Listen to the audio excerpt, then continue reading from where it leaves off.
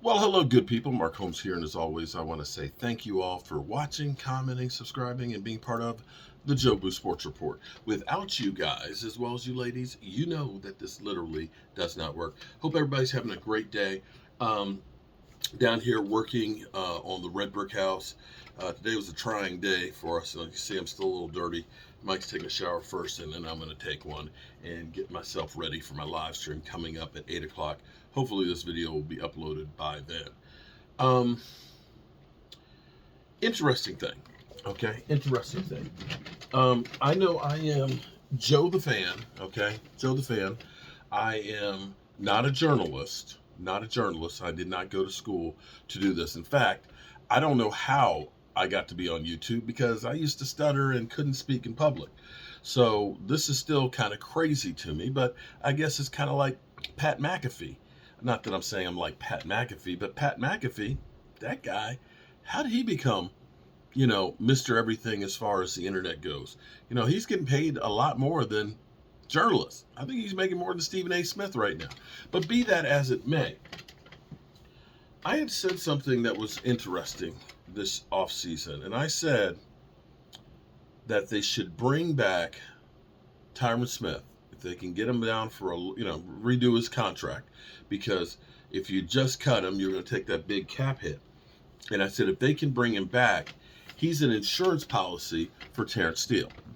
The thing about the Cowboys is they always overestimate how quickly a person will turn around and be able to come back. They do. When Neville Gallimore ended up hyperextending his elbow in training camp, they said, oh, he'll miss 4 or 5 weeks. He missed 11.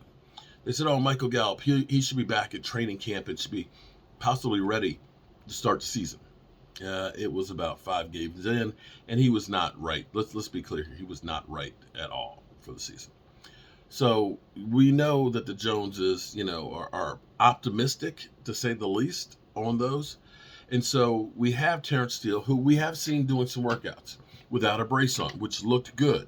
Now, I can't guarantee you that he's 100% ready. He'll be 100% ready for the season.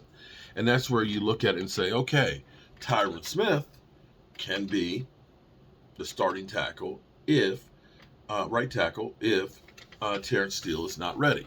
That's just not ready. And if it is a couple of weeks that he needs to get ready before it goes, you can get a couple of weeks under Tyron Smith, hopefully, before he gets injured, and let him be there if things happen. Well, that was before we ended up not re-signing Connor McGovern. Jerry Jones said today that Tyron Smith is going to be the right tackle. The right tackle. Okay. I'm okay with that if it's because Terrence Steele is not ready. But if Terrence Steele is ready, Tyron Smith does not get the start. Terrence Steele is better at right tackle by far than Tyron Smith. So that doesn't really make any sense. So you're going to put, unless he's not healthy, you're going to put Terrence Steele on the bench? Because then the next thing is, okay, if you're keeping Tyron Smith at right guard, then that means right tackle, then that means you're keeping Tyler Smith at left tackle. Okay. So now are you going to move Terrence Steele to guard? Nope, not doing that. So you're going to have Tyron Smith start at right tackle, something he was not really good with last year. You don't have anybody to play guard. And you're going to have Terrence Steele sit on the bench.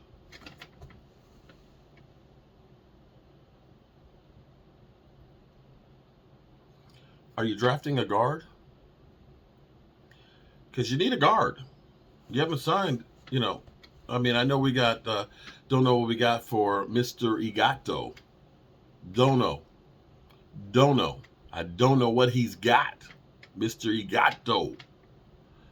To play guard. Now here's the thing. Again, this could be Jerry Jones, because Jerry Jones talked about we like Zeke Elliott and things in the contract. It's okay. we don't want to change anything on that, and he's gone. He said the same thing about Des Bryant, and Des Bryant was gone too. So I don't know if we should take stock in what Jerry says, but let's understand this.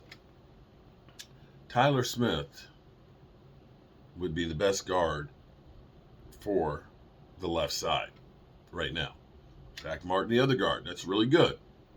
Tyron Smith, until he gets injured, at left tackle, a position that he understands and knows really well. And just make sure you have a backup for him for when he gets hurt. And if Terrence Steele is healthy, you got to play him at right tackle. So, Terrence Steele, right tackle. Zach Martin at right guard. Biadasz at center. Tyler Smith at guard. And Tyron Smith at tackle. I don't know how else you could put that there. If, and here's the big if Terrence Steele is healthy. That's the bottom line. So I don't know what they're talking about, but I guess, well, Jerry Jones, I think they're just letting Jerry Jones be Jerry. Jerry Jones, you just go be Jerry. You go do your thing, just, have fun, say what you want, and we'll correct it on the other end here. So that's what we got. Now, we also heard Mike McCarthy say that Zeke Elliott, that they're going to monitor the situation, and it could be possible that he returns. I hope it's at the veteran minimum, and I wouldn't mind having him back, which is another one of those crazy ideas I kind of suggested. I said, listen, if you go to Zeke and say, hey, Zeke, we can't afford you. Running backs cost too much. You have made the second most amount of money of any running back in the history of football. You've gotten paid. Okay. Here's what we'll do. Let's take the dead money that we have, and let's put on top of that veteran minimum money, which would be about $2 million. So let's say $7 million, call it even. That way you save $9 million on the year, which is basically what would happen if we end up bringing Zeke back. Exactly what I kind of proposed. Kind of funny, isn't it? Exactly what I said could possibly be a possibility. Oh well. Well, we'll definitely be talking about that at my live stream in about an hour actually 50 minutes from now. We'll go take a shower and get something to eat. Peace.